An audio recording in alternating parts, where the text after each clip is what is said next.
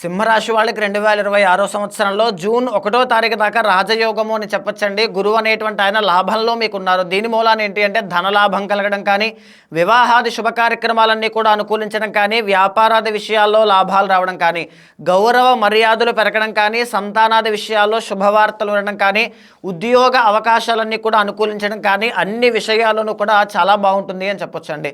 June 1వ తారీఖు దగ్గర నుంచి నవంబర్ 1వ తారీఖు దాకా ఆ 5 నెలలు పీరియడ్ ఆఫ్ టైంలో మీకు గురువు అనేటువంటి ఆయన 12వ స్థానంలోకి వెళ్తారు. మళ్ళీ 5 నెలల్లో కొంచెం ఖర్చులు పెరుగుతాయి, ఉద్యోగాల్లో మార్పులు చేర్పులు వస్తాయి, అసంతృప్తి పెరిగిపోతూ ఉంటుంది, ఉన్న వస్తువులు కూడా అమ్మాల్సిన పరిస్థితి లాంటివి వస్తూ ఉంటాయి.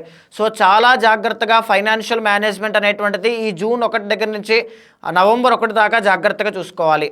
మళ్ళీ నవంబర్ 1 తర్వాత నుంచి జన్మంలోకి వస్తారు కాబట్టి ఉద్యోగుల్లో మార్పులు చేర్పులు, చిన్న చిన్న అసంతృప్తి, తర్వాత ఖర్చులు అనేటువంటివి, చిన్న చిన్న అవమానాలు అనేటువంటివి కనబడుతూ ఉంటాయి. ఓవరాల్గా సంవత్సరం మొత్తంలో మొదటి 5 నెలలు ఫస్ట్ హాఫ్ అంతా కూడా మీకు చాలా బాగుంటుంది. అయితే సంవత్సరంలో మీకు అష్టమ శని అనేటువంటిది కనబడుతుందండి. దీని మూలాన ఏంటి అంటే ఆకస్మిక ధన నష్టం కానీ, ఆకస్మికంగా ఏదో ఒక మనశ్శాంతి లేకపోవడం కానీ, ఏదో ఒక కష్టం కానీ, ఖర్చు కానీ వచ్చి పడడం కానీ ఇలాంటివి జరుగుతూ ఉంటాయి.